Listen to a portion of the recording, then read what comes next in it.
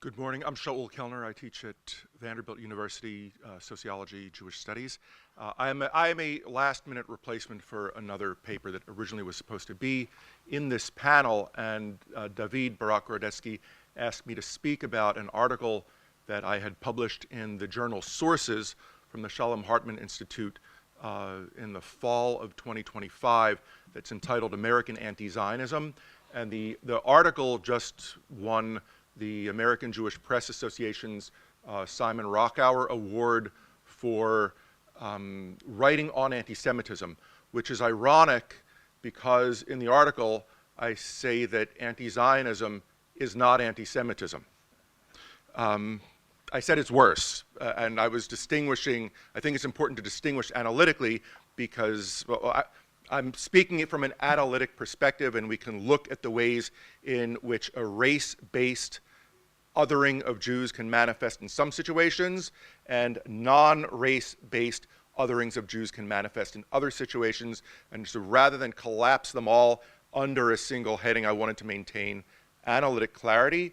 And also, I found that in part of the rhetoric of anti-Zionism as a political movement, an othering of Jews, that's centered on the othering of Jews in the States, it doesn't necessarily have much to do with what's happening over here, involves an argument that I am not an anti-Semite, I am just an anti-Zionist, as if switching the label excuses behaviors. Now, I'm a sociologist, and I wanted to take a sociological approach to understanding the emergence of anti-Zionism in the United States, and particularly its post-October 7th, or I'll say its October 8th manifestations in the US. As a sociologist, I will not refer to it as hate, because I'm not a psychologist. I have no idea what is in people's hearts. I do know what I can see on the streets as public collective behavior when people are going out and marching. I'm a scholar of social movements. I spent years studying the movement to free Soviet Jews. I know that in that movement, hundreds of thousands of people turned out to the streets to march for Soviet Jewry. And they marched for a lot of different reasons. And to say that they were all there with the same emotion and of the same mind, it does not make sense. I assume that the same is true of people who were in the encampments or anti-Zionists who were marching in the streets. It's also possible, certainly hate is a possible emotion that people could be bringing to demonstrations. Hate is also a possible emotion that can be generated by participating in demonstrations, even among people who are not going in with that necessary intent. But as a sociologist, I cannot presume that, and so I won't analyze it that way. So what I'm going to do is I'll give an overview of the argument itself. You can read the article. It's online. It's in the journal Sources, and just search on American Anti-Zionism, Sources, Kelner with one L, and it will pop up. And I'll frame the argument. I'll read a few selections from it, and I'll also step out to reflect on ways in which my thinking has deepened, evolved, and the like. So the question that I've been preoccupied with is how American Jews were flummoxed by the emergence of protest in the States on university campuses in communities that they themselves were largely parts of after October 7th, October 8th. Because in American Jewish conception, anti-Semitism, a hatred of Jews, is a problem of the political right. And all of a sudden, they're seeing people shouting about Jews, using Jewish symbols as something to direct antagonism toward, coming from circles that they were not expecting and coming from their own communities, and they did not understand it. So I'm trying to understand how do they make sense of this. Now, part of the argument that I'll make is that Holocaust education in the US bears some blame. And the reason is because it essentially gives one single case to think with for how political movements can organize an anti-Jewish politics. And that anti-Jewish politics, coming from the Nazis, is from the political right. It is grounded in race. It has a whole bunch of symbols that are associated with that movement. And if that is the only model that people are being taught about, and certainly that's the case, and if you think about ways in which Jewish education works in the public school system, people are not being taught about Jewish history. They're not being taught about American Jewish history. They're being taught about what was done to Jews in one particular context, Germany, Europe in the 1930s, 1940s. That's the tool that they have to think with. And so when they're experiencing a phenomenon that doesn't quite match, they don't know how to make sense of it. My research on social movements was on the movement to free Soviet Jews. I spent years looking at anti-Zionism in the Soviet Union. This was an organized politics against Jews. It was state-sponsored. It was not a mass movement bubbling from the bottom up. It was very much top-down. But having had that experience in studying this other case, it made it very easy for me to look at what I was seeing in the American context and say, okay, I can see the parallels between the US context post-October 8th with regard to the Soviet Union, but most American Jews and most Americans have no idea that there was discrimination against Jews in the Soviet Union, that it was not framed in racial terms, that it was framed as anti-cosmopolitan on the one hand and anti-Zionist on the other. Emigres from the Soviet Union very clearly saw that. They're probably emigres from Persia as well, Persian Jews as well. But for the most part, American Jews who trace their ancestry back in the US several generations were not aware, and so we're not able to think with this. So I'm looking at how do we make sense of it and go beyond this sample of one. So when looking at how anti-Zionism has manifested in the US over the past few years, I'm looking at it as a mass movement, as a social movement, obviously with political dimensions, no central authority. It's essentially coordinated by networks of activists. The activist strategy has been to work locally.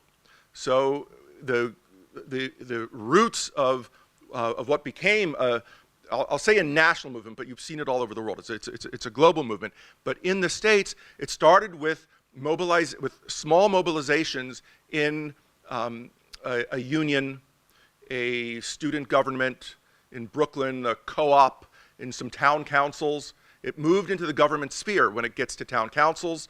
It moved into the government sphere at the local level when there were resolutions, boycott resolutions at the local level, and work in school districts, which are public schools, with regard to curricula regarding Israel, to bring anti-Zionism into curricula. So anti-Zionism took root in a decentralized way, locally, driven by activists, and that makes it different than, for example, the way that it emerged in the Soviet Union, where it's centralized, it's governmental from the outset at a national level.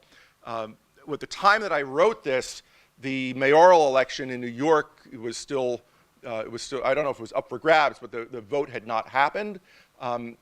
Now there is one of the largest cities in New York, major Jewish center, with an explicitly anti-Zionist mayor, and more candidates who are running on anti-Zionism as a political platform and are finding it to be a useful political platform. If you want to understand the ways in which anti-Zionism is deemed as politically useful for the Democratic Party in opposing a Trump Republican Party, look at the Jewish Currents article that Peter Beinart wrote. It's a very clear articulation. It's a clear realpolitik articulation of how anti-Jewish politics is politically useful in this moment for American partisan politics. Part of the reason that American Jews were surprised by this is that their understanding anti-Jewish politics is a phenomenon of the right because they think about Nazis. They're not thinking about the Soviet context. They don't know about the anti-Zionist campaign in Poland in 1968, so they can't bring that involved. And it's coming from a place that they're not expecting. They're not recognizing a commonality between racial anti-Semitism and political anti-Zionism, in which both are putting the question of Jewish political rights at the center as something that is contested. So from racial anti-Semitism will question or challenge Jews' political rights as individual citizens in the countries where they live. Political anti-Zionism is challenging Jews' claims of having collective rights, a right to self-determination. They're not recognizing that, and they're thinking that the only type of political opposition that may occur in the US is political opposition to Jews as individual citizens, and they're missing this other lineage. And so that, in a sense, is leaves them in this position where they're blindsided. How did this happen? It started small. It started in places that people were deeming as insignificant. Who cares about a co-op? Who cares about a student union? It's small stuff. It's now in the mayoral office. It will be in the US Congress. And who knows where it's going to go from there. Now, with that as the framework, I then try to offer some sociological perspective for understanding it. And here, again, I'm not an intellectual historian. I'm not looking at anti-Zionism as a history of ideas. I'm looking at what people do in the name of anti-Zionism. So people who will use this label, and then what are they doing in that name? So I'm looking at their actions over their arguments. I'm looking at the movement culture that they create. If you go to the encampments, or went to the encampments, you could see it, you could hear it, you could see it in the dress. The keffiyeh mask is part of a movement culture. The rituals that they'll use. The chant is not Free Palestine, it's Free, Free Palestine, and it has a rhythm. When the murderer in Washington, D.C. killed the Israeli embassy staffers, he's alone. And he says he's doing this, for Palestine, but the way that he says it is not Free Palestine. He's alone and he says, Free, Free Palestine. That is movement culture that you're seeing. Once someone is translating this into a ritual chant that can be used even when one's alone, you're seeing something that is not just a political position, it is a cultural movement. So the part of the success of anti-Zionism in the States is it very, very effectively created a culture of solidarity among the activists. They can identify each other, they have their chants, they have their codes, they have their memes, the watermelon emojis and the like. They also have an other, and they very effectively defined this other, the Zionist. They'll be careful not to say Jew, they'll say the Zionist, but the ones who are willing to take up violence know who to target. And then I looked in this at the particular example of boycott and the ways in which boycott, even though it is presented as serving an explicit political goal, also has deeper cultural meanings. And I drew on anthropology, Mary Douglas's notion of purity and danger, and how there's a human penchant for drawing boundaries and policing the boundaries. So you define an other, and you're going to keep them out. You can look at the boycott campaigns, the BDS campaigns, as exactly an instance of that. And if you think about what is more important for a movement culture, an individual actually boycotting, I refuse to buy, or signing one's name to a boycott petition, making a public pronouncement, we are going to boycott, the collective act does more. It's not necessarily about the economic effect, it's about the boundary policing effect. You want to see another instance of boundary policing, look at some of the video from the encampments. I think there was one at University of Pennsylvania where a Jewish student went with the camera to show how he was being blocked on campus, and the masked protester encampment people who were blocking his way were saying, "Are you a Zionist? Are you a Zionist? Classify yourself." put yourself on this side. So there was an enormous amount of boundary construction that was going on, policing the boundary, who's in, who's out, who's on the moral side, who's on the immoral side. So I'm using anthropology to do this. If you know about the history of anti-Zionism in the field of anthropology, you will recognize the irony of that as well. But just because the discipline has embraced this movement doesn't mean that the insights that the analytic approach offers are bunk. So I'll leave it at that. You can find this in the journal Sources. It's called American Anti-Zionism, and it's a hard sociological approach to looking at anti-Zionism as a political movement, a social movement, a form of collective action that has already changed the world, and not as psychology, hate, ideas, but real world practices. If I were in East Germany, I would call this the actually existing anti-Zionism. Real existiert, Real Antizionismus. So that's essentially what it is. Thank you.